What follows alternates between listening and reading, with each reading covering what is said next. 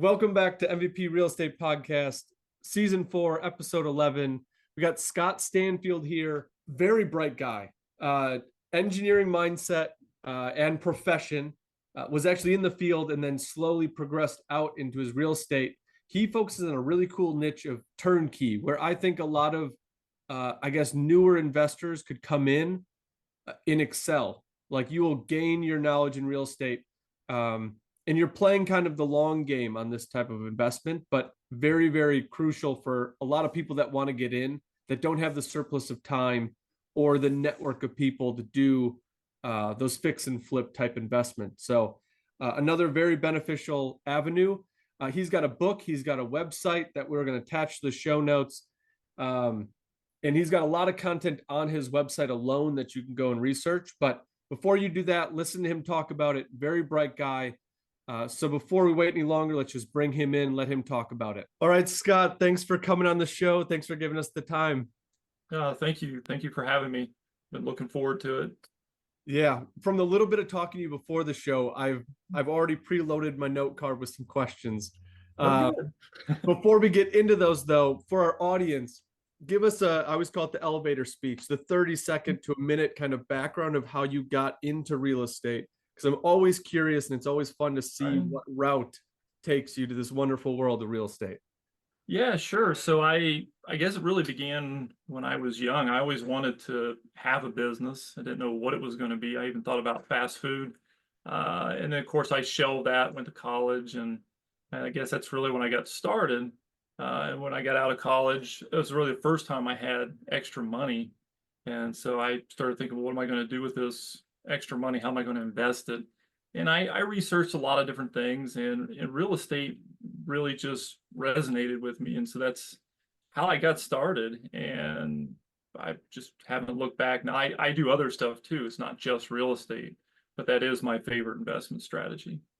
Yeah, because a little bit on your website, and I might be wrong on this one, but in your book, you were talking about how to get into real estate as a busy professional. So I kind of figured you had some other businesses going on at this time. So you went into real estate thinking, all right, good investment in something I can do while I'm still focused on my other priorities or responsibilities. Right. Yes. And it didn't start that way. I actually went the more traditional route. I sourced some deals that I thought were really good. They turned out to be fine.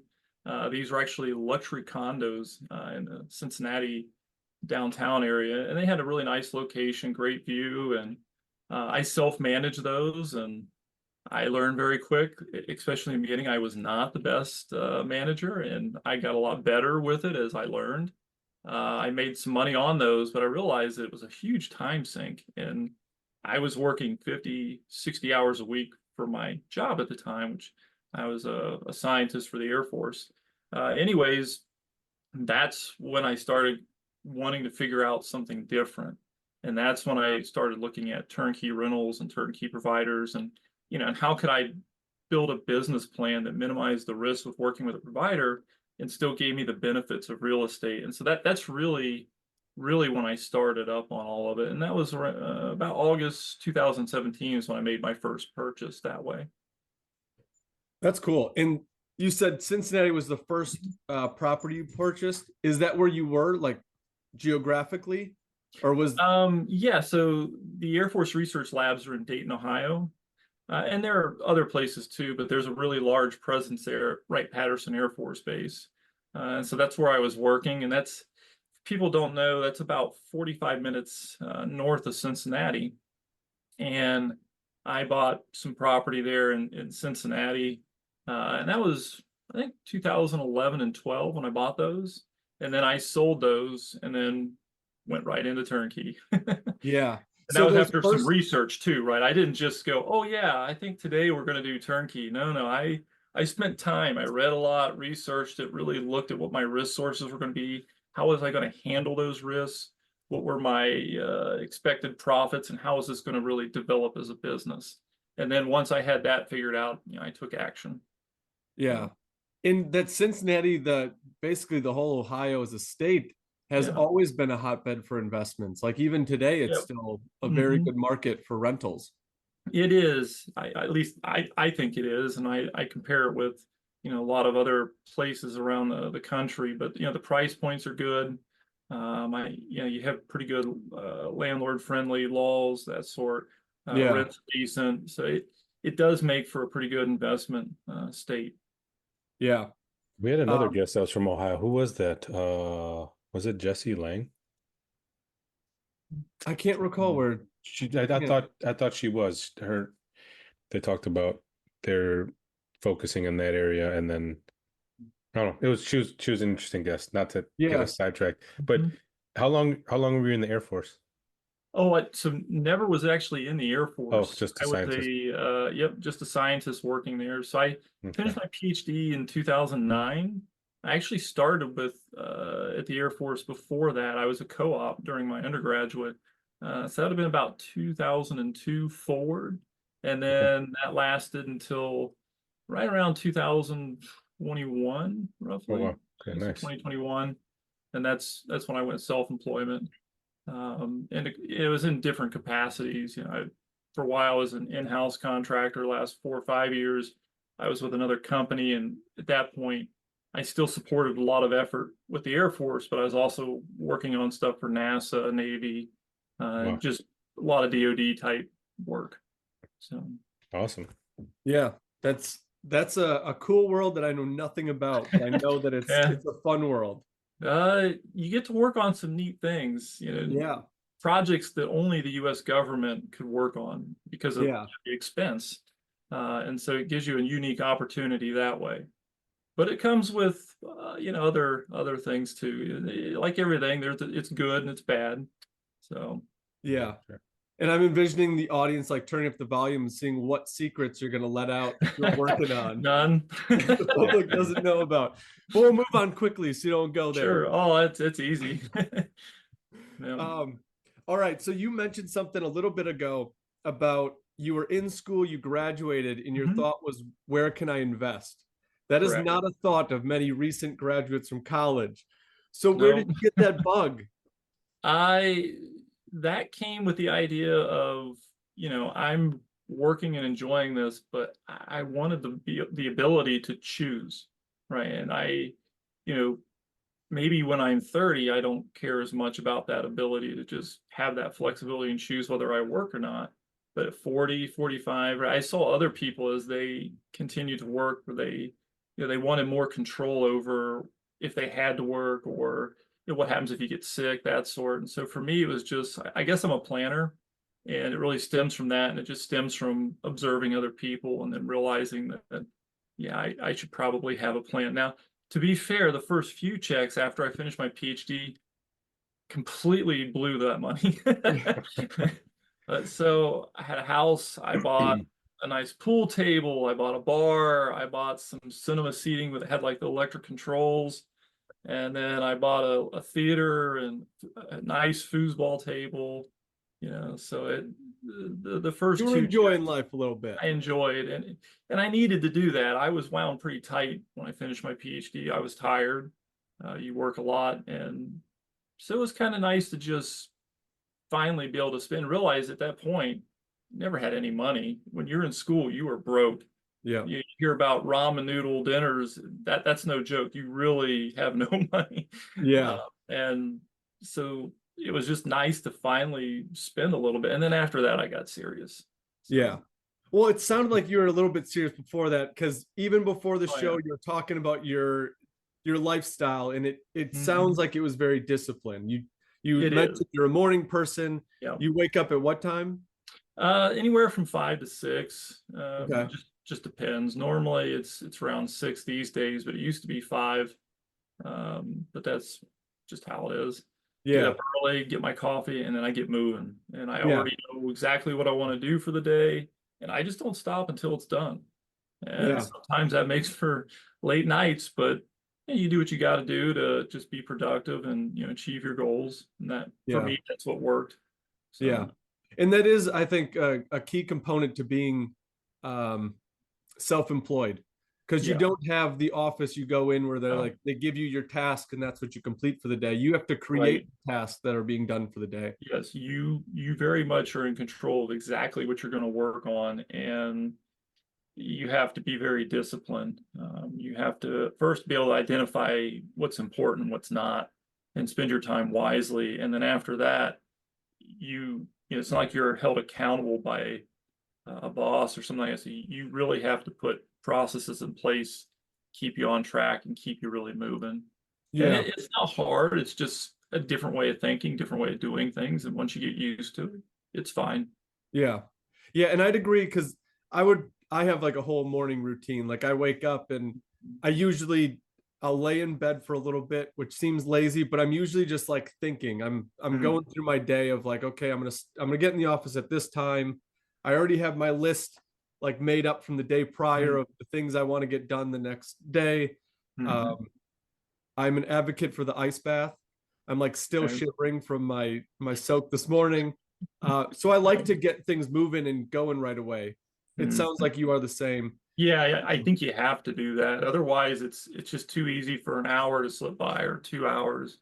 You just got to get up, get moving, and get focused. And the sooner you do that, and the sooner you get your body and your brain firing, the quicker you're going to actually get something done. Yeah. Yeah, and you had mentioned some of those safeguards that you put in, or your discipline things that you put in. Like you mentioned to check your emails, then put it away. So that you I can do. like Put it away, set my phone aside, put it on silent. Just because you're working, a lot of people think you're self-employed. They think you're not working and they can just call you or text you. And it's a distraction. And, that 30-second phone call or text message, you're going to lose a lot of time because once you put your phone aside, you have to go back and get focused again, get back on what it is you're doing. And that doesn't just happen instantly, at least not for me. Other people, maybe that's a strength of theirs and they can do that. I can't. I very much need to stay focused when I'm focused and just keep cranking.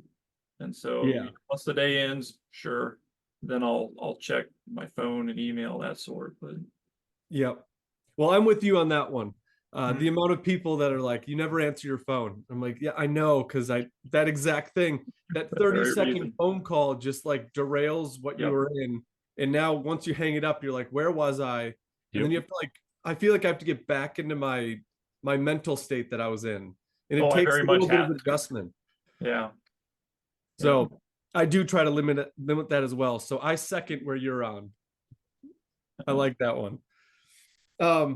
Okay, going into your first deal, I want to dive into that a little bit more. Sure. First I'll start out, where did you find it? Like, how did you come upon this property? Okay. Yeah, so first deal, I'll talk about turnkey provider first. I assume we want to talk about the turnkey property that I first bought, not the luxury condos. And so this would have been August 2017. At this point, I had spent a lot of time researching turnkey and I was really just ready to go. I had done a lot of research, found a provider that I felt very confident in. I knew exactly the metropolitan areas that I wanted to target. So this is actually Memphis, Tennessee. And the house met all my purchase criteria, which I'd already established going into it. So this was financial criteria and then also some economic indicators. And really, it was just sourced through a provider. There was a lot of checks, I guess, boxes that I had to be met for, the renovation too, right? Everything needed to be new. And so I passed on quite a few properties. That's one of the benefits of working with a provider. They have a lot of properties, so you can be very selective about what you buy. And so that's really how I did it. And as the properties came in, I had an Excel sheet that I used as a calculator and quickly determined what my returns were going to look like. And then I looked at some other factors, did it meet all those criteria? And then as soon as it met the criteria, pulled the trigger and that was it. I bought it. It was 2017. It was $119,900. And the cash flow after all fixed expenses was about $340 a month. So yeah, you don't make as much money when you source your deals through provider. But what's important was it was still very good returns, right? It was going to be about a 25 to 35% return if you looked at everything. So this was taken into consideration, lowering your taxes with depreciation. Obviously the appreciation, which at that time I didn't know what it was going to look like, but it turned out to be very good. And even if you were to use the national average of say 3.8% for single family homes, it was going to put it somewhere in that 30% range for the year, for the first year of operation. So I felt that was fantastic. Yeah. And that was really it. And that's how I got started, and it worked out very well. And so I bought another one at the very end of the year. Then I bought a few more, and I just kept buying. Nice. Really And these were enjoyed it. all single families? Yeah, yep. And I know a lot of people are like, oh, well, you start with single family and then you can work into multi. And there is some truth to that. But when you're working with turnkey providers, they have so many properties that, even for people who have millions of dollars, they can continue to provide property, and you'll be able to continue to find properties that way. I like single family. I have looked at multi, but when I was looking at it, the price per door just didn't make sense for that asset class. And it'll come back around again. And so in general, right now, yeah, I'm very much about single family. Although really I'm not buying at the moment. It doesn't meet my criteria, the current market condition. That doesn't mean there isn't stuff out there, and it doesn't mean there's not reasons to buy. It's just for my goals, objectives, and risk, I'm not buying. But it will come back around again. I'll buy single family or I'll buy multi. It just depends what asset class has something to offer that I want. Yeah. That's really it. Take what the market gives you. Don't force it. Yeah. And I was going to ask on that. So I'm going to put the pause button on that one about you not purchasing, and we're going to touch on that. No, that's perfectly fine. Let's do that. Because where we invest, we do basically BRRRR. So I will find the worst property. We've got a construction wing to our company that they will go in, basically flip it, and then we now created this turnkey, but then we rent it and manage it. Right, and then you keep it in-house, refinance your equity out, try to do it again. Right. And that is becoming difficult with home prices and what you're getting. So I was like, okay, on the turnkey side, what are we going with? So we're going to come back to that one. Sure. But going back to this this Tennessee property, this first one, you found the property through this provider. Where did the financing come from? So it was actually a bank called Stifel. And the thing is about turnkey providers, they want to sell houses. And so they realize they're going to work with people maybe like me, right? A professional who maybe I don't have all this network stuff figured out. Maybe I don't have a lender. Maybe I don't have an insurance broker. They're going to make sure they have that available for you, different lending sources, right? And these are going to be conventional loans. So the rates and stuff like that, they're not going to fluctuate that much. And of course, you can also always go out and look independently too at other banks and just get a feel for, are the rates reasonable? Are the loan terms reasonable? So the first lender was Stifel, and I still use them today. I really like the underwriter there. I've talked to him on the phone. He answers questions for me. So it's been a very good relationship, but I made that relationship actually through the provider. And so that's how I sourced the loan.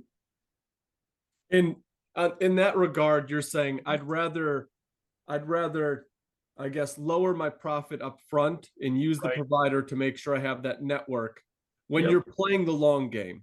Like in these investment strategies, you're playing the long game. So you give up your short term to make your long term.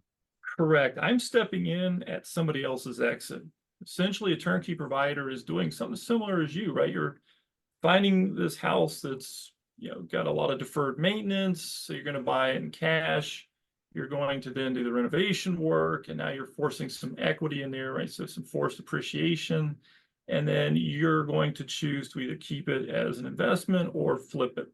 And so I'm stepping in there when it's a flip, and I'm buying that asset and then going forward with it. And so I do give up some of the profit, right? You mentioned that, but I'm also only working a couple hours a month max. And it doesn't matter if I have 1 house, 10 house, 20 houses. It's still 2 hours or less a month. And it's that way through the whole process. And that was very appealing to me because I was working 40 and 60 hours. So I understand how to do the active side. I have done some of that, and it just, for my schedule, it was very tough. Once you get moving, right, and you've outsourced a lot of that business, and you do have a good network of contractors, your involvement is less, but it takes work to get there. And I didn't have the resources. It didn't fit my my lifestyle at that time. Yeah, but that on the flip side of that, that's a golden ticket for you where you found your niche to where you can fit in. Exactly. Yeah, I and I can mean, still benefit from real estate. And I don't have to tell you this, that real estate is a great investment vehicle, right? With all the tax benefits and stuff, and just that hard asset, it's great. And so yeah, it was a niche that I could actually get into, and it's worked well for me. yeah, yep. And with you carrying your full-time job, obviously you in your where you were saying like you couldn't take on the BRRRR strategy, so you went to turnkey. Right. But you can't negate the fact that 40-hour, 50-hour job you were doing also allowed you to get the financing you needed. Exactly. So And there was a pro to that. yeah, it was. It gave me a resource that I could leverage, right? That was what the job was doing. I had extra money. And I know Yeah. not everybody has that. And turnkey isn't for everybody.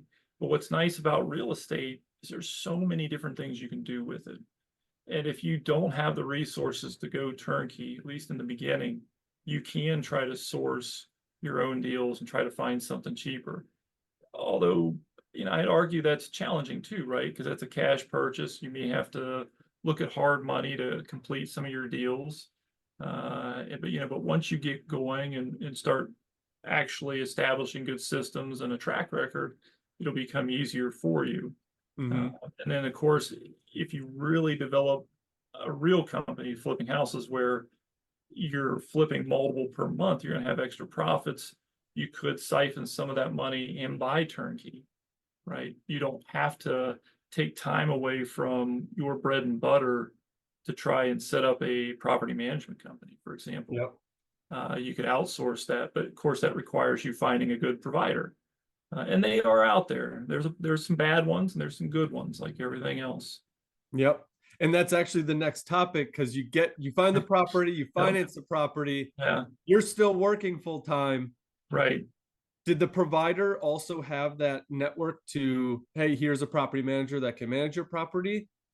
Yeah, and so when I source out a provider, I'm looking for somebody who, obviously they're putting together their marketing campaigns to funnel leads, right? So they're doing that. They're the ones funneling that lead. They're the ones that are renovating that property. And sure, maybe they outsource some of that with contractors. Everybody does. And they may have some, in-house contractors. They have a good scope, right? They know how to do this part of the process. And they're the ones that are going to be screening for tenants, and they're going to turn it over to their property management team, which is an in-house company. And of course, I like to see that they also have their own rentals and that their rentals are in the same neighborhoods that they're buying from me. And that's important because if there's a lot of demand for their product, which there is, a lot of people would love to step in on an income producing asset that's just ready to go. They might try to source deals in neighborhoods that aren't that great for long-term rental to meet that demand. So you want to see that they are buying in that same neighborhood. But when you buy, you're really stepping in after there's a tenant, there's already management in place. Your job is to make sure you ask the right questions. How are they managing that asset? You're going to want to know about their vacancy. Did they, what percentage of the scheduled rents are they collecting? And that'll help you identify if they're actually targeting the right neighborhoods. Are they managing at a high level? And if you don't have a good idea of what those numbers should be, interview a lot of people, a lot of management companies, and you'll start to see their numbers. You'll start to tell the ones that aren't going to be very good from the ones that are going to be very good, and then apply that reference to the turnkey providers that you are interviewing. And from there, you can find one that's legitimate. Yeah. That's roughly how I do it. There's obviously more criteria. I actually have it set up as a checklist. I have it set up so that all the action items in the checklist are the questions. And I actually put what you should be looking for in those checklists. And I do it because I don't want to forget to ask something. Yeah. And I do it because I have family who've asked me how I'm doing this, and I can't be there all the time. So here's your checklist. This is exactly how I do it. right? And then as I learn, because I've made mistakes, but none of them been catastrophic, I've added them to my checklist, right? So as I learn, I adapt. Yep. As the market changes, I adjust my checklist accordingly. Yeah. And I'm glad you brought up those questions because we early on, this might have been like season 1 of the show, we talked about like what questions you'd ask a property manager or a contractor that you're hiring, even if it's not a rental property, just if it's at your house and you're getting your kitchen remodeled. What questions do you ask the contractor? Because I feel like that is such a key thing. And I just don't want homeowners or new investors to get the cold feet where they're like, I don't want to be disrespectful and ask the weird or tough questions. No. It's like, don't look at it through rose colored glasses. Like, ask the questions because they're going to pop up and you might as well get your money on the line. Right. Ask the questions. Ask the questions. And if they're offended by it, it's probably because it's somebody you don't want to work with. Yes. You'll know very quickly if you're going to get along with them or not. Right. And there's other people to work with. So if they can't answer your questions, don't look at it like, oh, I didn't establish that relationship. Not a big deal. Yeah. Go talk to the next person. Yep. Just keep talking to people and you'll find some that will answer your questions and answer them well, that you'll feel comfortable with and you'll begin to build a relationship with. It's that simple.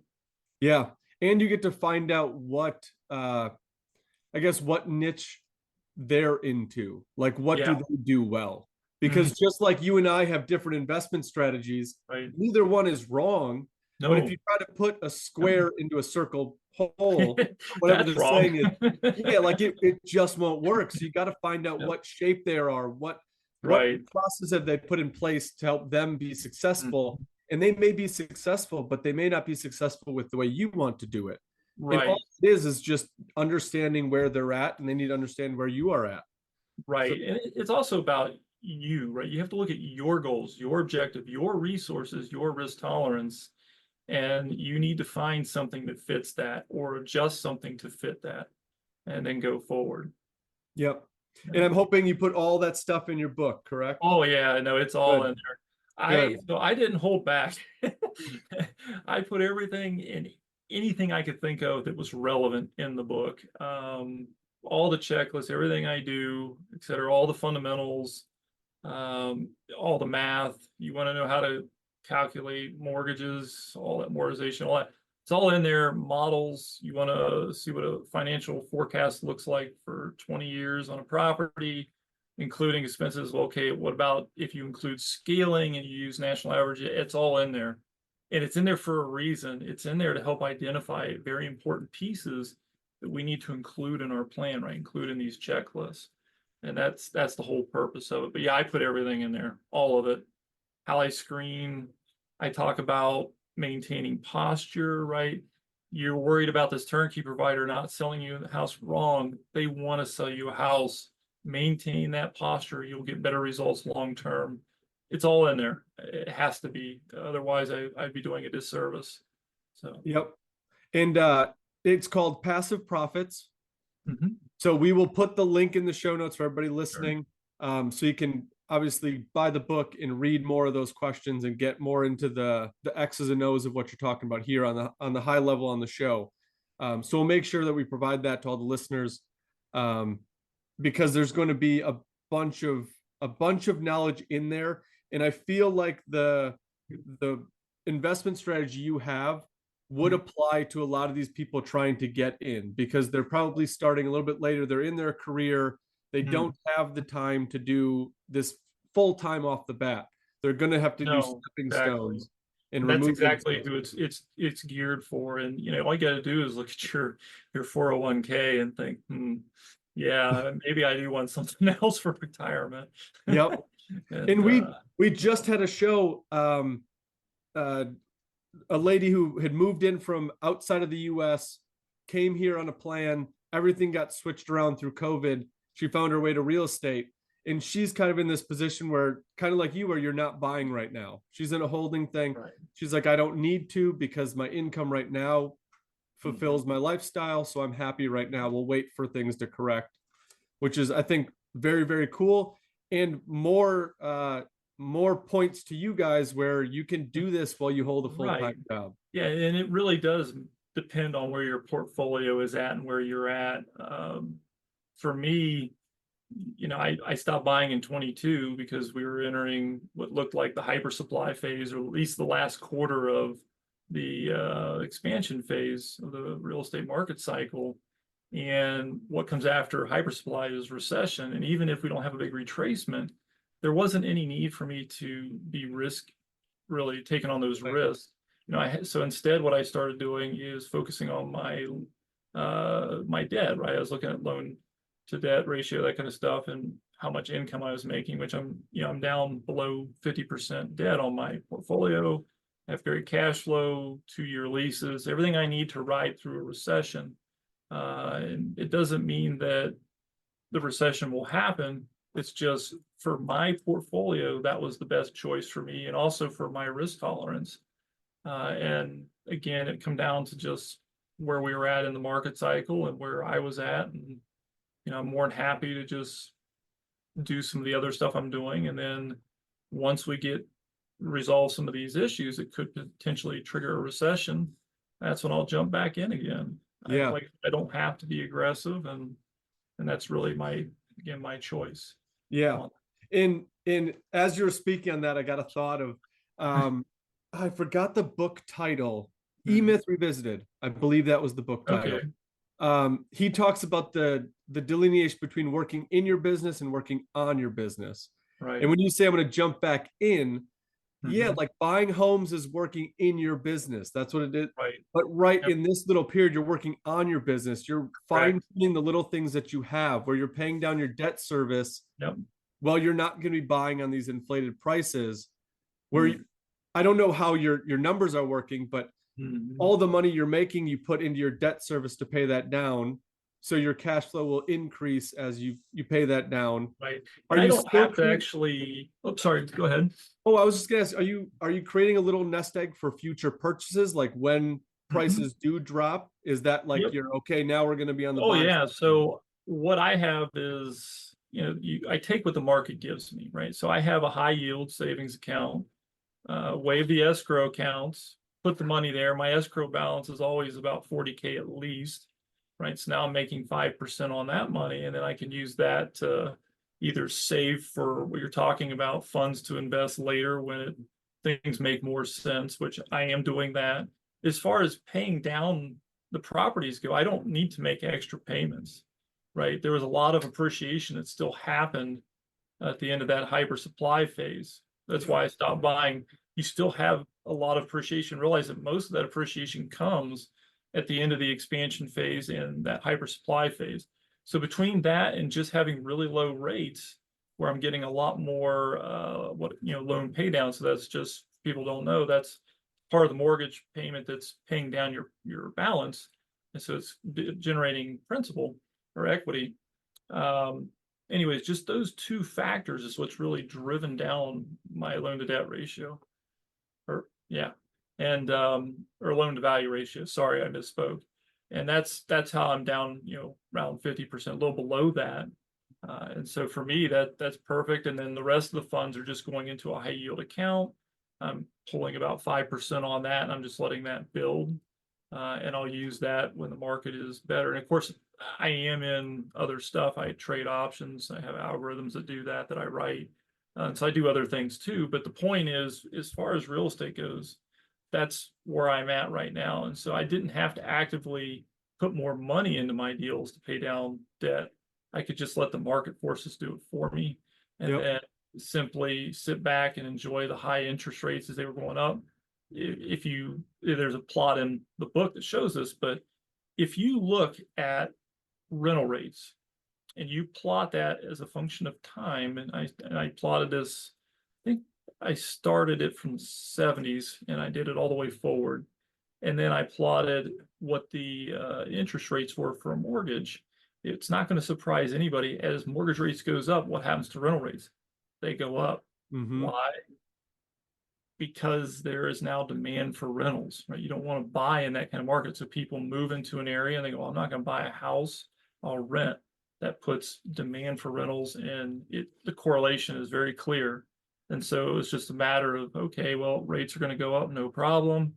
These forces are taking care of, my loan to value ratio, and this is going to take care of profit. And that's what's happened. And now I'm actually getting a lot of profit pushed in. Now there were some unforeseen things where we had a lot of appreciation, and the assessors jumped on that very, very quickly, quicker than I thought. Oh yeah. I knew they would, but I thought, well, they say every 3 years they're going to reassess. No, there were that's what they tell you. It's every year. If they, it's kind of like sharks. They smell blood in the water. They're there. Yeah, and, that happens pretty rapidly. Yeah, you think the municipality is going to lose out on that tax money? I don't. Well, I knew they wouldn't, but I thought they would at least honor their statement of, yeah, we're going to reassess every 3 years. No, they didn't. They jumped right in there. Yeah, I just refinanced the house that I'm in. We bought it at an auction, and then we built it with cash, and it was just sitting with cash value. Right. And then we're like, all right, I think now is the time. We missed our window where we could have got locked into those unheard of 3%. But the assessor came out, and that was the one thing I didn't really want to see him. I was cordial. Though, because he's going to praise that's going to get reported, and then they are going to assess you, and they're going to go, yeah, he bought it for cash and this. That doesn't matter. Here's the appraised value. Time to send him his new property tax bill. Yep. You can contest it if you go and find good comps, similar houses that have price points that are a lot lower than yours. You can try to wiggle a little bit lower, but I do that, but it is tough. I bat about 50% on that. You can give it a shot though. Yeah, it doesn't hurt. All they can say is no. Doesn't hurt. They can just simply say no, and if they do, fine. And otherwise, maybe you get lucky and reduce your taxes. Yeah, and I think the only hard time to do it is the first time, because once you ask the question the first time, the second time isn't as difficult. So much easier because you've already done it. You have experience with it. Yeah, and the same thing with inspectors. The first time you get into, I wouldn't say a disagreement, we'll call it a disagreement with an inspector, and you have to push back a little bit. I got the same nerves that I would get as my first college start, where you get all nerves and you're shaking. When I had to push back on that inspector the first time, it was a little eerie. I felt like I was doing something, I was talking back to my parents. Didn't feel right for me. You're not supposed to do that, supposedly. Yeah, you're not supposed to, but sometimes it's needed. You have to sometimes. Look, if you don't defend yourself, nobody else will. Yeah, it's that simple, and everybody steps out of line sometimes. And sometimes you do. You just let them. Hey, what about this? There's a good way of doing it, and you can go that route and see what happens. But yeah, it'll make you nervous. Yeah, absolutely. Absolutely. So have you thought of, I'm going future now. Sure. So have you thought of after the correction happens, are you geared up to go spread your umbrella a little bit wider? Because I know that you started in Cincinnati, now you're in Tennessee. Have you been researching some markets that may be possible for you to go into? For full disclosure, I'm actually in 7 different states.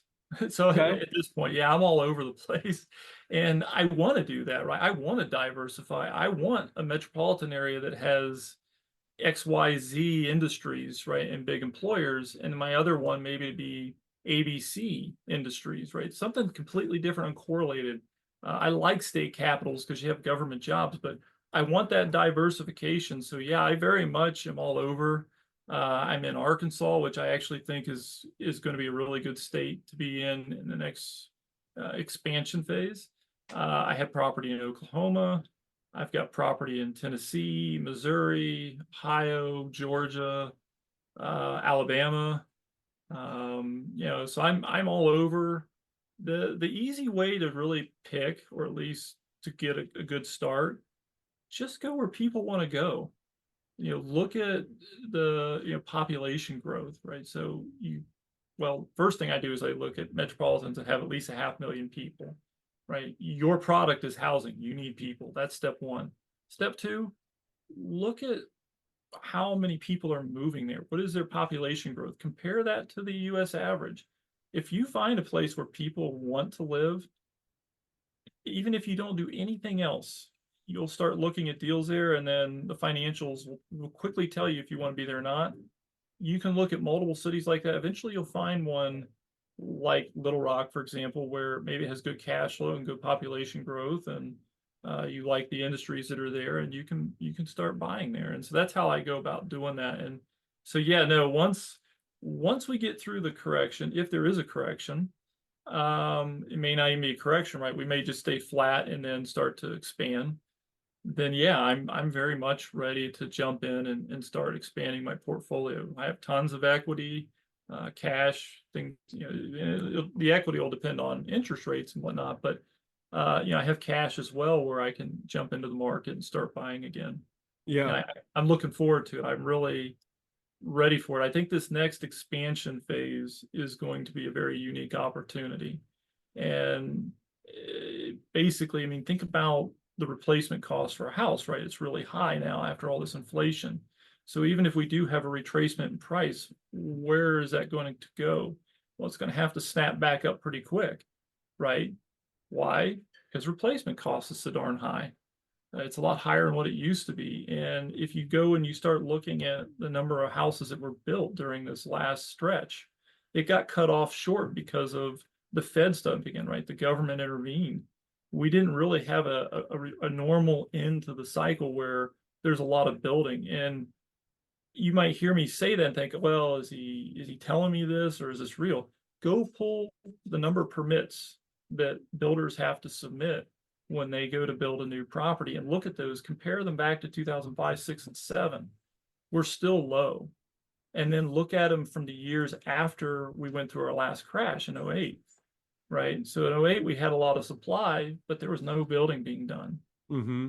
And eventually that supply was absorbed by growth, population growth, and then no more properties. That's why we have some demand. So I think there's actually some demand there. The replacement cost is actually a lot higher. And when we get into this expansion phase, instead of being flat like it was in, say, 2011, 12, 13, 14, I think we may see appreciation rates that are actually higher during the expansion phase from the last cycle. And I very much want to benefit from that. Yeah. So that's kind of my thought process on it, and realize that as the market changes, my narrative changes, right? I include that, and I'll continue to collect data and just what is the economy really saying, try to ignore all the noise, and then structure my plan accordingly and try to figure out how to best position to take advantage of it. Yeah. That's currently my plan right now. And so obviously, if I'm thinking there's appreciation, what do I want to do? I want to get my asset number up, right? I want as much value as I can get there, 3 million, 5 million. Because if it's a 4% appreciation rate and I have $5 million, if property value, that's $40,000 of appreciation per million, right? Yeah. So that's a big deal. That's $200,000 in 1 year. Yep. That's that's really the game, is just figuring out what you think is going to happen and try to position yourself to take advantage of it. Yeah. And you'd mentioned a lot about trends, and you've mentioned a few times through the show. I actually was at a meeting with my broker yesterday because of the whole changes with the NRA, in the buyer's agency agreement and all that stuff. Yep. But through the slides, they had one where it showed the trends from 1990 to today. And the average home price in 1990, do you have a guess of what it was? I'm gonna go with about, see here. Let's go with 70,000. Okay, That's my guess. 1990. That's a guess. 85. Remember, I was 11 in 1990. I was just born, so I have no idea what's going on in the market. I was shocked. It was 190. Really? So 190. we're Okay. low. I am shocked because I think the last one I read, and this is for Wisconsin, so it's not comparing apples to apples, but I think Wisconsin was like 360 as an average home sale. I believe that, yeah. From 1990 to now, vastly different numbers. But it's always cyclical. In like through the trends, you see some up years and some down years. You see bigger and smaller up and downs, but it's always cyclical. It'll always go back. That cyclical nature that you're referring to, it's the real estate market cycle for people who aren't familiar, and it's actually been measured back to the 1800s with housing in the US. And from peak to peak on average is 18.6 years. And the variance is actually pretty tight. The shortest it's ever been is about 15 years. I think the longest is like 21 years. Can you repeat that again? Because those are some good Yeah, numbers. it's I don't know actually, if everybody was it's in the listening, book but those are too, good actually. numbers. But yeah, so the real estate market cycle, they've been recording it since the early 1800s for the US housing market. And the average length from peak to peak, so this is when the market peaks to when the market peaks again, is 18.6 years. And that would also work for trough to trough, right? Recession to recession. And then the variance is actually very tight. I think the shortest it's been is 15 years and the longest is 21. So let's think about today. When was our last recession? 2008. So let's do a little bit of arithmetic and add some numbers there. And when do we think that next one's coming? Anytime. Yeah. Right. Anytime. It actually fits with the historical data. Now, what I find fascinating is the cause of every recession is always different. But yet the average is so tight, right? It's a very small variance. So all these different reasons why you go through a recession, whether it was land speculation in the 1800s or what have you, and yet it's still right around at 18.6 years. Yeah. I find it fascinating. I do study that, and I actually do incorporate that with, which I mentioned earlier because of the hyper supply phase part of it, but I do incorporate that with how I build or buy houses. Yeah. I do watch that carefully. Yeah.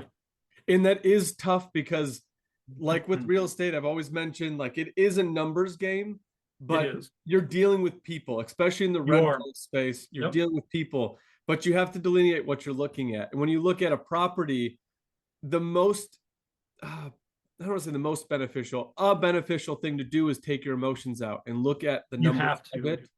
And if you can boil down to these 18.6 years and your variance, like if you can know the numbers and what things are going to trend, you may not know why or what the cause is, but the numbers aren't going to lie to you. That is what has historically been happening.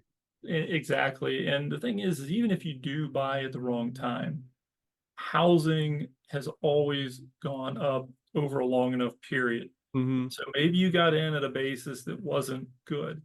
If you're cash flowing, just hold tight, let the market slowly work through the years, and eventually you'll look one day and it'll be 20, 30,000 more than you paid for in value. And the market will bail you out eventually, so long as you have the reserves to ride through a rough patch. And that's, I think, also something important. So, that's why some people say, well, don't try to time it, just get busy and get working on it. The Warren Buffett philosophy. Yeah.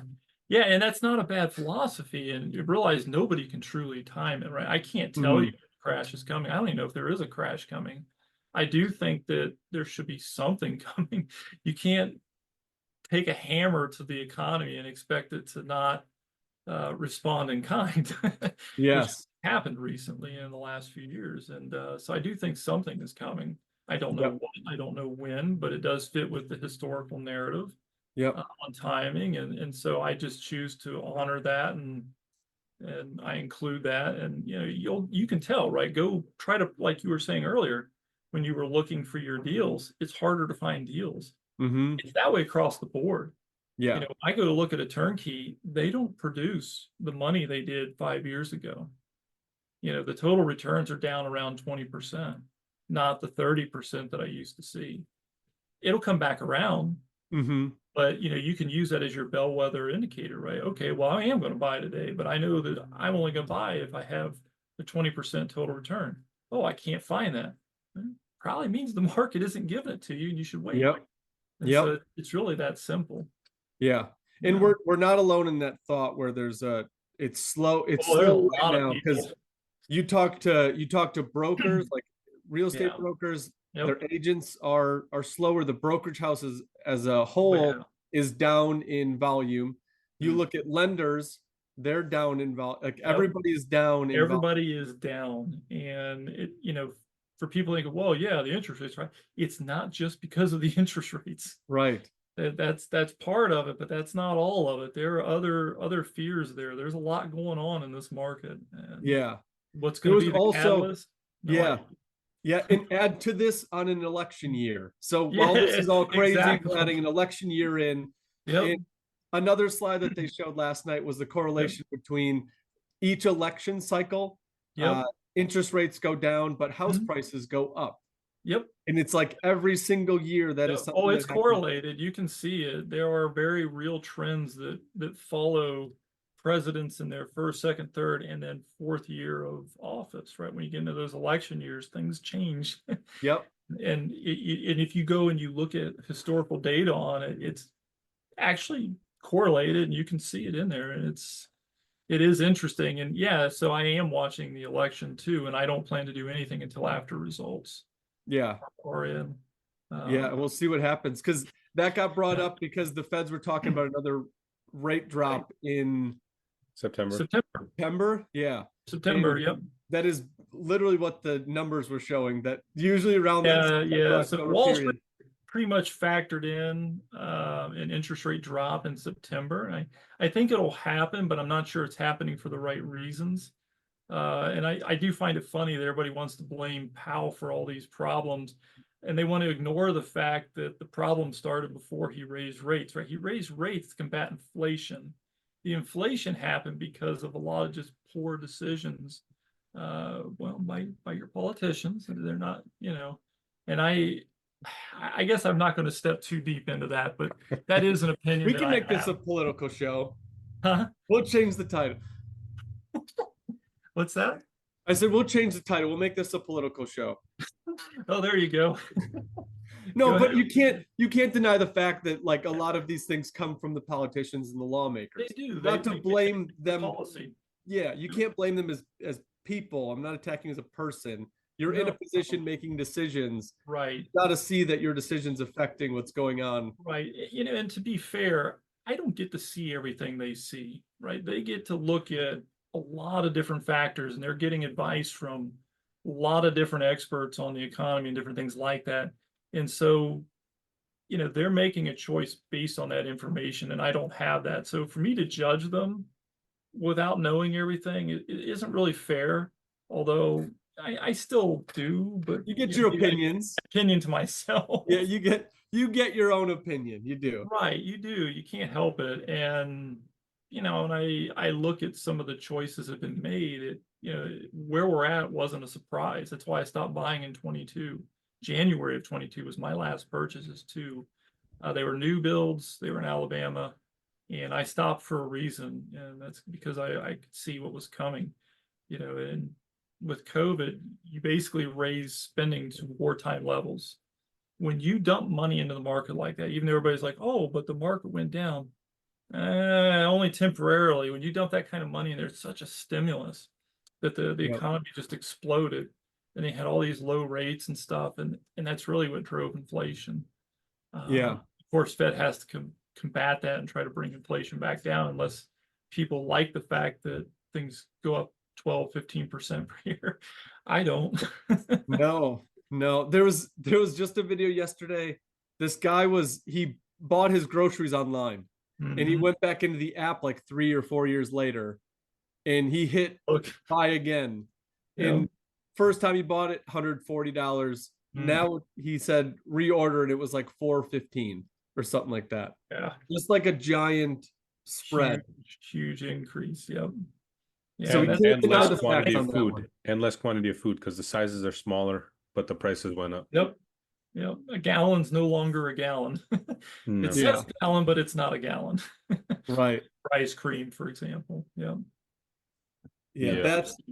That's amazing. And I'm, like you said, I don't know if a crash is coming. I don't know if a correction's coming. Right. The facts are telling me that it's around the corner. Yep.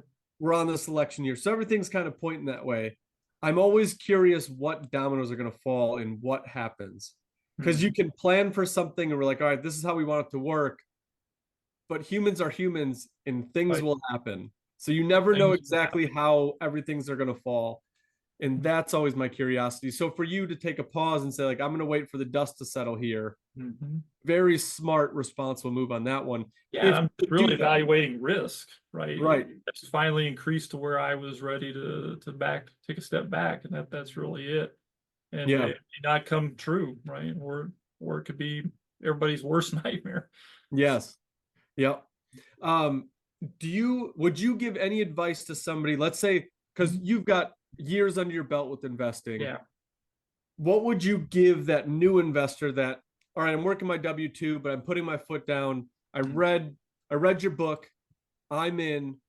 How do I start in today's market?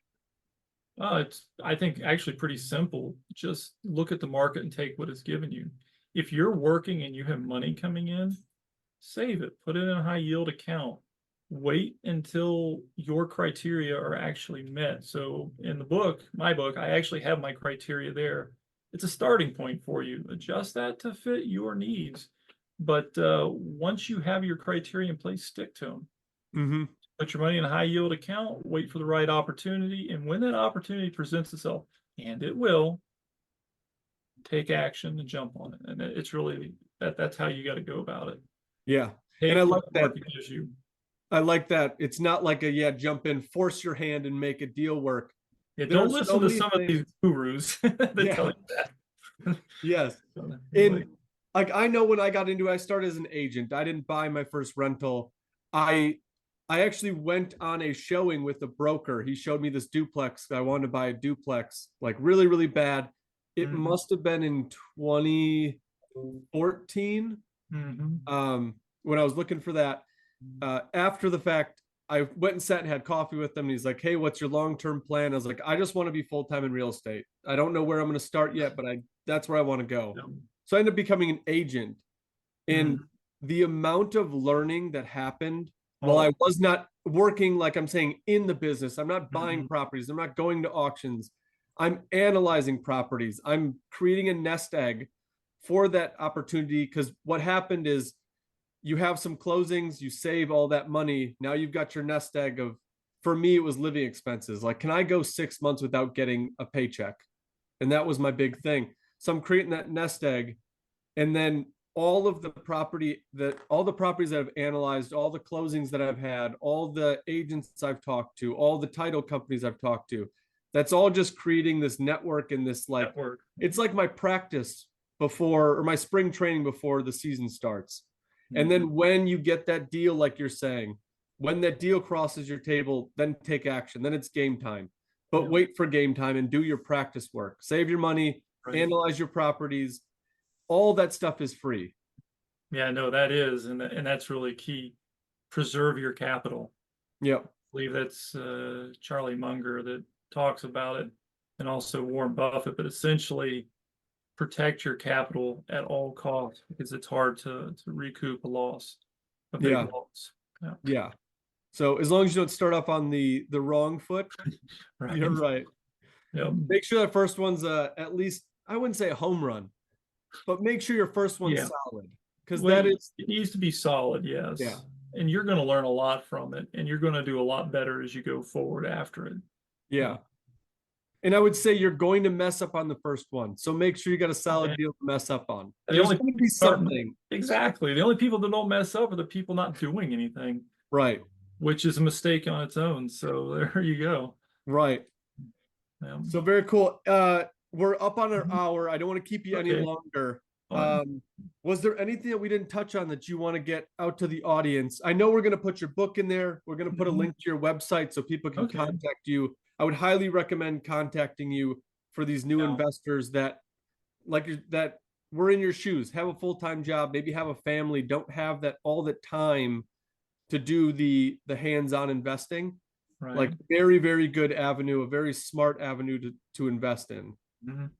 Yeah, no, I guess I'll just kind of reinforce that. Go to my website. You can reach me there. There's a lot of resources there and tools. They are free. It doesn't cost you anything to send me an email and ask questions, and I will respond. If you're serious about doing this and you send me an email, I will respond, and I hope it helps. And that is the only reason why I do this, is to try to help other people. So take advantage of that. And that's really it. That's, I think, what I'll leave it at. Yeah. Very cool. And I'm going to put my 2 cents in. It's awesome that it's not a training course that people have to buy $1,000 training course thing. Those are the people that I like referring, because those are the people that genuinely want to help you succeed. Yeah, and you shouldn't be spending your money on that. It's okay to buy like, your internet service so you can do research and learn. You need your money to invest, Yeah. not pay somebody else for something you could find easily on your own for Yeah. free. Yeah. So, And I'm not discounting the people that you pay for courses, because I no, think there are some stages that you do need some right. help if you can't get there. Mhm. But when you start your career, like there's so many free resources. I know from living it, there are a lot of free resources you can get through to get your thing started.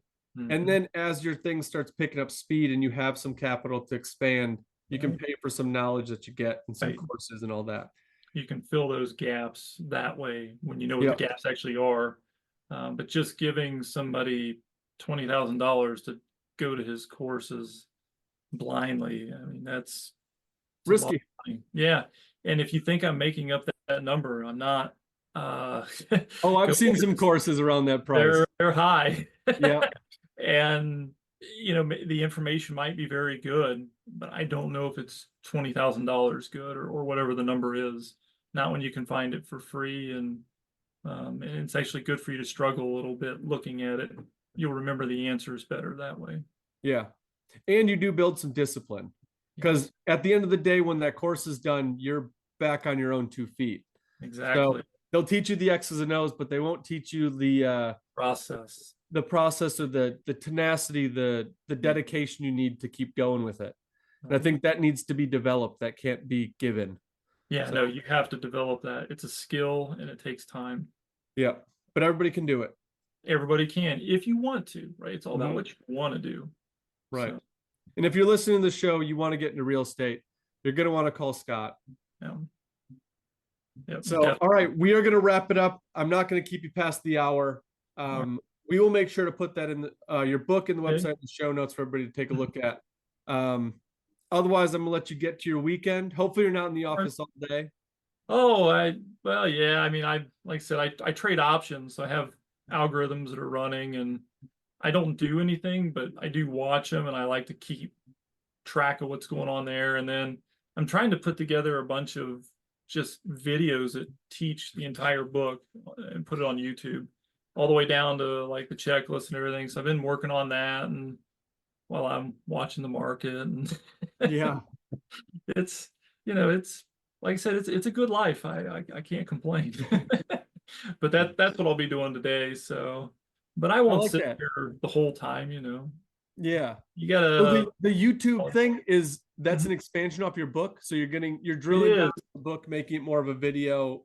right, because Okay. not everybody learns from reading. Some people need to hear it, and I'm not gonna hold back everything in the book. I'm just putting in a video, and I use ChatGPT to create the images so that it's not a bunch of words, right? So I can actually create any image that I want, which is a unique experience. Before, when you're putting in all these talks, it's hard to really have the right image to make things flow properly. But now I can do it easily, so it's great. And so yeah, I'm gonna put all of it in. I got a long way to go before that's finished. I got about 80 slides done so far, but I will complete that and then record it and then make that available to people. And I think that'll help a lot. I think Yeah. it's different when you hear somebody explain it to you and use analogies and stuff. Gives you, even if you understood when you read it, just having that second touch from a different angle can help reinforce some of the ideas. So Yeah.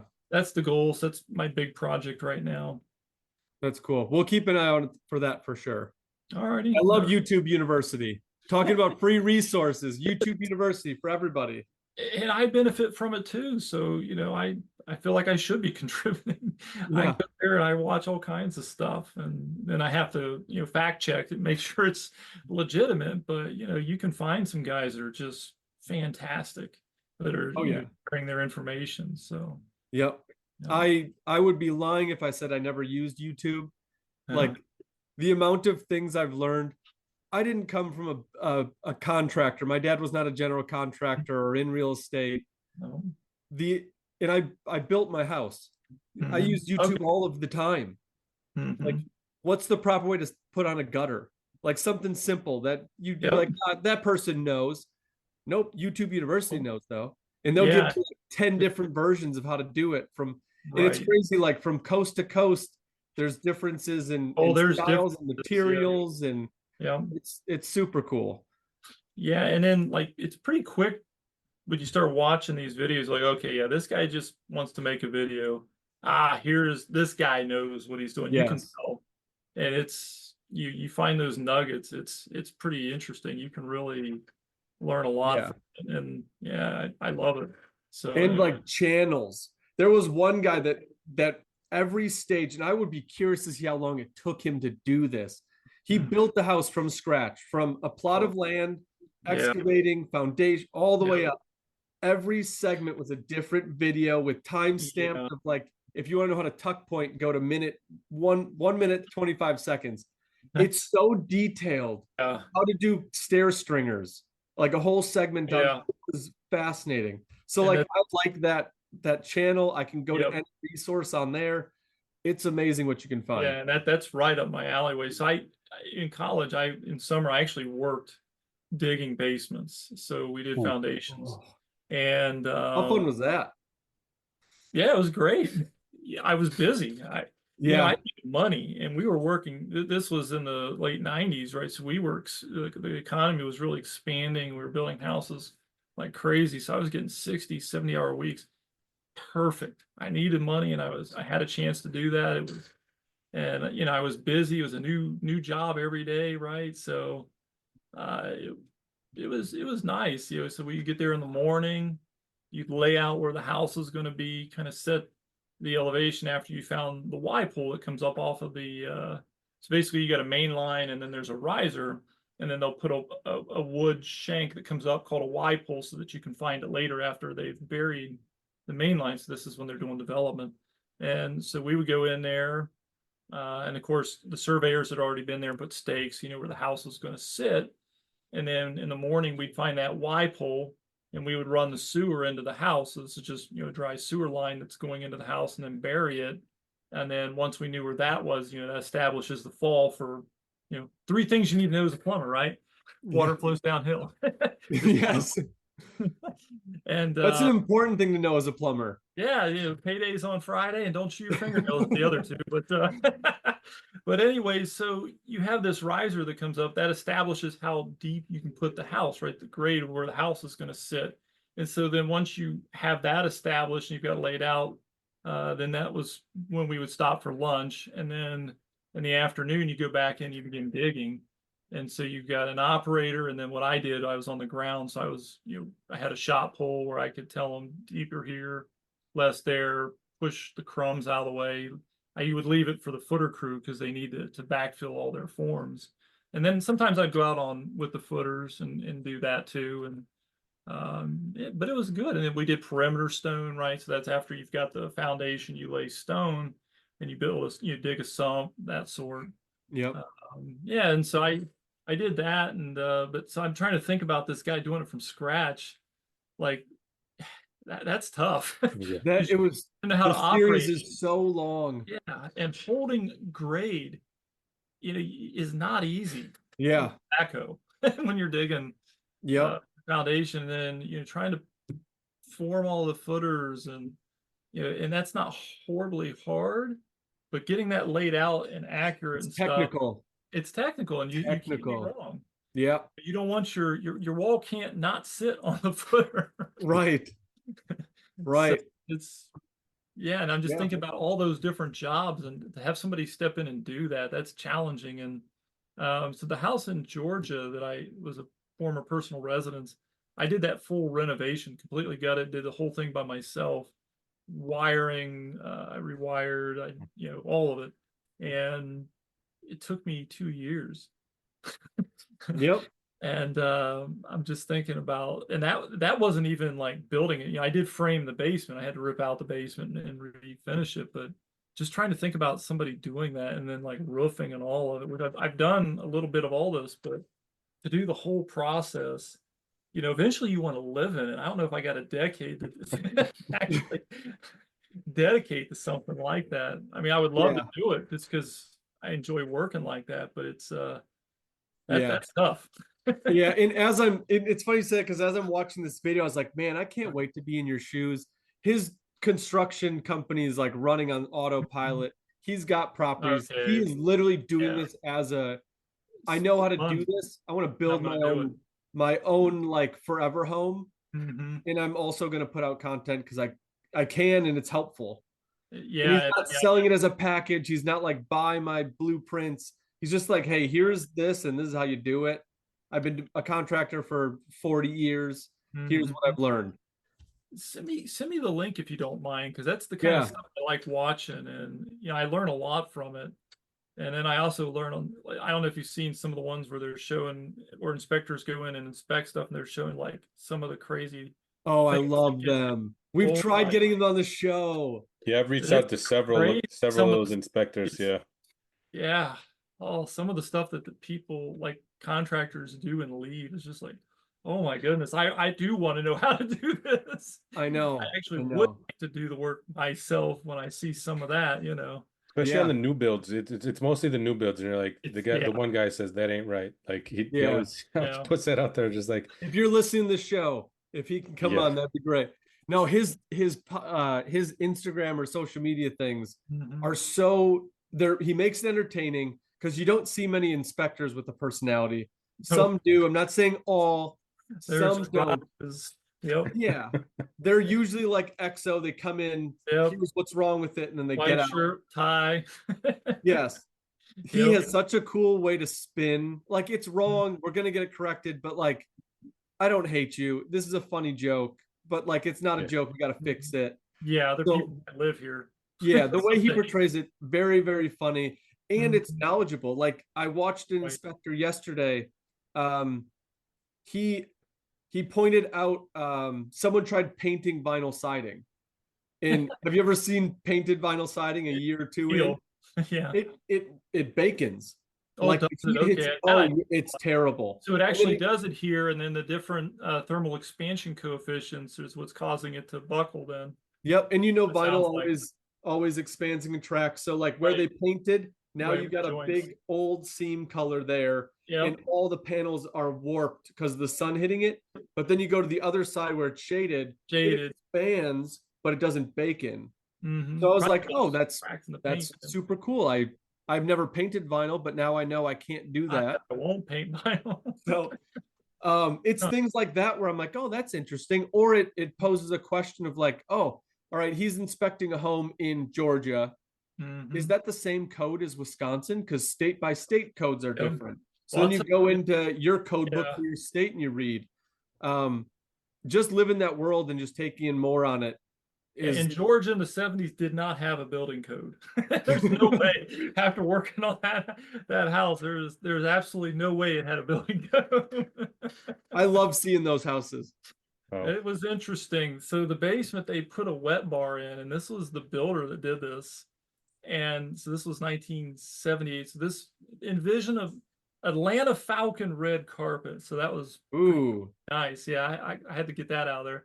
They put this wet bar in, and I'm walking with the inspector, and we're looking at where the stack pipe's going out to the septic tank, and it's above the wet bar. I'm thinking, huh, where do you think the water for that sink goes? And he looks at it, he goes, oh, you need to get a plumber in here. I'm like, I know what they did. It's going out the wall there, and sure enough, once I ripped out everything, they literally put a penetration out the wall of the basement.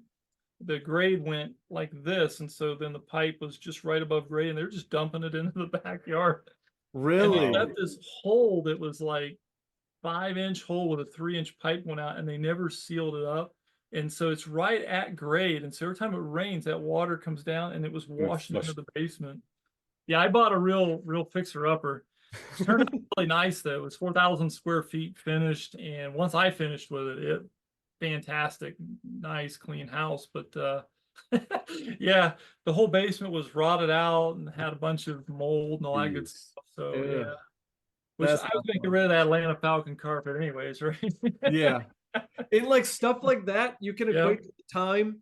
But Yeah. we just looked at a house 3 or 4 months ago. Somebody put the Mhm. DIY shower in their basement, but digging up concrete's difficult. So to dig out my drain and actually connect it underneath the floor into your lateral, very, very hard. So what they did is they put concrete blocks and then set their shower pan on that. Well, and they then, got full now. Yeah, and then from the drain is a PVC pipe onto a gutter right by their floor drain. So it just goes out the shower into the floor drain and out. Nice. And I was like, that's creative, but like I don't think that'll pass. No, that's definitely not the code. No. So I had to take pictures of that one because like you see just some crazy wild stuff. That's special. You need pictures of that. Oh yeah, we keep that one.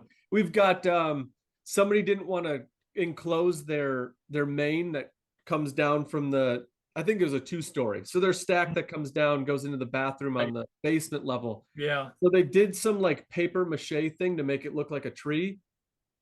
Okay. So you just got like this paper mache tree covering your plumbing stack. I got a picture of that one too. Well, I do like trees, but I kind of prefer them outside. Outside. the real deal, not right. I mean, it was cool. It's like a cool arts and craft project. Yeah. Why? It's not something I'd have ever thought about. No. Or wanted to do. Yeah. Well, I'll get you the reference to the YouTube guy. I want to see that. Like I said, that's exactly the stuff I like because for me, I want to learn about that stuff. I'm not the best. I've done a lot, but not enough. And I'm always watching it, learning. And then I do want to build a house at some point. Yeah. My final home, if you will. And I've got crazy ideas on what I want done there, but I'll spare you that. That'll be for next show. Next show, You're going to be back in the buying pool. You're going to be back purchasing stuff, and you'll be able to think of and start creating that blueprint for your next home. Yeah, well, I've got a pretty good idea of what I want, but I'm patient. I'll wait until it's the right time for it. You mentioned the next show. If there is interest and people come back with a lot of questions, I'm more than willing and would love to come back and do another one. Just keep that in mind. I don't know if that's something you do or not, but I like doing it because I feel like the audience, they need to be able to see more and more people keep with it and see success. Even if you're in a pause right now. We've interviewed I think 5 or 6 people. 2 of them have literally hit their limit. I bought all I want to buy. I'm not buying anymore. I'm happy with it. Somewhere in your state where like we're holding and we're just going to see what happens. And I think those people, with all the Instagram and the influencers of like more, sometimes more isn't better. You got to get to where your spot is. And I think that's less intimidating for people to get in, thinking like, oh, I don't need to make $3 billion I just need to create, even if it takes half of my salary, like that, I'm happy. Yeah, it's a big pet peeve of mine when I see these gurus are like, look at my mansion and my $200,000 car, my bucket of money. You could do this too. You just got to buy. Don't question it. Just buy. Oh, and give me $20,000 to teach you how. Like, come on, man. That's not real. Yeah. It's not real. You got a net worth of $2 billion, and most of it came because you charge people 20 grand for these courses that you then put to work in the market. I mean, let's keep realistic. I'd be curious to see how many properties come out of those membership things, because that's a down payment for a house right there. It is. You get 100 people to sign up for the class. You just got 100 new doors. Yeah, you just convinced or negotiated your way out of a house. Like you gave away your first investment property. Yeah, I never thought about that way, but and that's what I was getting at. It's like don't give them that money. You need it to buy your first investment. And in the beginning, you know the only money you have coming in is going to be from your job, and it takes a long time to save money. You can't, especially now. Give that away, especially now. You can't give that away. You need that. So well, we will do a second show. Sure. I think we'll touch base, make sure you're back on the buying side. So because I want to see I want to see Scott's mental preparation on the buy side of things. Yeah, it's very systematic. I mean, I have criteria, and I literally just stick to those. And then I also look at my portfolio, and I actually choose to optimize mine based on taxes. And so if I refinance, I'm very much looking at how I can keep my tax rate essentially zero on my portfolio. Yeah. And then of course my purchases, I do the same thing. Do I need a higher price point property that fits my metrics to, a little more, depreciation, et cetera. But it's really those pieces and dials that I twist to try to, and that's how I do it. I Yeah. don't like people say I'm collecting money from me, so that's how I choose to optimize as I build a portfolio. And it's interesting because the way the portfolio evolves over time, you start off, you get these properties that I call cash flow houses, and they do well, and then of course in normal conditions, your profit outgrows your expenses, and so then you start to have to pay more and more in taxes. And at that point, you can basically reduce your whole entire portfolio into just four numbers, right? It's revenue, expenses, asset value, and debt. And then from there, you can look at what your tax liability is. And then, of course, you're going to buy another house. Okay, well, that would adjust that financial state. And so I just find houses or different loan products to adjust that value so that my end result on taxes is as close to zero as I can get it. And that's how I actually evolve my portfolio. And then, as I said, you would start with these cash flow properties. Maybe they're 3, 4, 2 bedrooms that are 150 to 250K. You start dipping into the 300, 320K to still accomplish those goals. But what you're now doing is you're hitting houses that are going to have a little bit higher appreciation rate, something above the national average. You're actually starting to shift more from cash flow to appreciation, and it kind of happens naturally because that's just what the portfolio needs to stay optimal for taxes. And then the income is there, and so then you start to actually diversify that way, and it kind of just comes about naturally with the plan. And so that's what it looks like when I do it. And when I am doing it, I will. Yeah, and that's the level 2 to the investing. Yeah, it really like that. So I'm curious, and we don't have to put this part in the show, sure. but I wonder if like the second time through we can go through and like analyze like the house that you're looking at, or if that you just bought or something like that, and you can go through your 1, 2, 3. I went through this process. I looked at these key metrics, and this is why I chose this property, and this is what it's going to do for me. No, I think there's a lot of value to having case studies like that, and I think people need to see that so that it gives them confidence. They think, well, maybe I'm doing this right. I'm sure I am. Maybe I'm not, right? But if they see somebody else who's doing it, it's like, oh yeah, he's doing what I'm doing. He's not doing anything magical. It's the same thing, and I think that provides a lot of value to people. So yeah, definitely would love to do that. That would be fun. I like that one. So yeah, we'll keep in touch for sure. Okay. And we'll set up that next show because I think that'd be a fun one. That'll be our first official case study on the show. There's a lot of value in case studies. So the book has a bunch of them in there. All the numbers in that book, my book, are the actual numbers of one of my portfolios. And that's so the numbers in there, those are legitimately the numbers. And I actually share it that way because then it's easy to keep it legitimate. Right.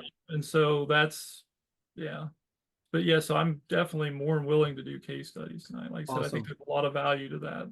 All right. Yeah, we will tag that one for the next show. That'll be fun. Sure. No, that'd be great. So awesome. All right. Well, have a good rest of your Friday. You too. You too. And again, thank you. Thank you very much for having me on. Thank you. That was good. It was good knowledge for the audience, and I learned something. That the cycle thing, I didn't have those numbers. That was super cool. So I selfishly was like, can you repeat that so I can write this down? I saw you writing. I was like, oh, good, because it's great to see somebody learn something. Everybody learns something. So but that's the whole point of these shows. I love talking to people and learning what they do, because I will be the first one to say my investment strategy is not the right one. It's just the one we do. Everybody's got something to bring. Yeah, but it works for you, and nobody can do it perfectly. I'm not doing it perfectly. Nobody can. You just do the best you can. On the real estate market cycle, there is a blog on my website that goes into a bunch of it if you're curious. Let me see. Here. Yep. Yeah, and then it's indicators and their impact on real estate valuation. It might get a little dry, but it stays to the meat. So this is so when people turn on the TV to watch I don't know, whatever they watch at night. I'm Mhm. usually like reading these type of things, these Oh dry, yeah. Yep. boring content. That's what I'm reading. Oh, I do the same. Well, you can tell I do the same. I mean, I'm a sponge for, and I like learning. And of course, it gets harder and harder because you're like, oh, I've already learned that. I've already learned that. But then you run into something like, oh, I have no idea what this is. This is perfect. And then Yeah. I absorb it, and I look for that. Yeah.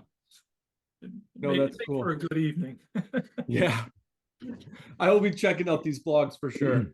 Yeah, check them out, and if you have questions, ask. I was serious when I told people to contact me. I legitimately want to help. So, Awesome. Yeah, we'll promote you as much as we can. We'll get you this file as well so you can okay, use this show for some of your marketing as well. okay, But yeah, I will push people your way if they need some help with the turnkey stuff, because that's one where um, I don't think we've bought a turnkey rental. you don't really need to. You Yeah. have good systems in place to just go the more traditional route, source your own deals and do the renovations. But there are others, that are working full time and have extra money where they, turnkey would be a benefit for them. But Yeah. for you, it just, unless you're like, oh man, I got all this extra money sitting here and I just can't find anything else to flip, then maybe, but really you're better off just letting that money sit there for a good opportunity. Yeah. Yeah. Yeah. And then, you will find deals. Once you Yes. have your marketing in place and it's working, and you've already scaled up your marketing because you have money coming in, you're going to keep finding deals. So you'll always have a use for your capital. Yeah. So And that's kind of the what we're better you, doing with yeah. where we're at, because we've got the construction side, and then me and Dan kind of focus more on the buy and hold investment side. Yeah. The construction crew and the foreman, like they've Mhm. got their stuff. I talk to them every couple times a day, maybe. Mhm. Uh, Oh, but that's I'm in the perfect. office. I'm with Dan. So Mhm. we're building our marketing strategy. Dan has Yeah. been like the keystone to Mhm. any analytics of properties and marketing pieces that we have.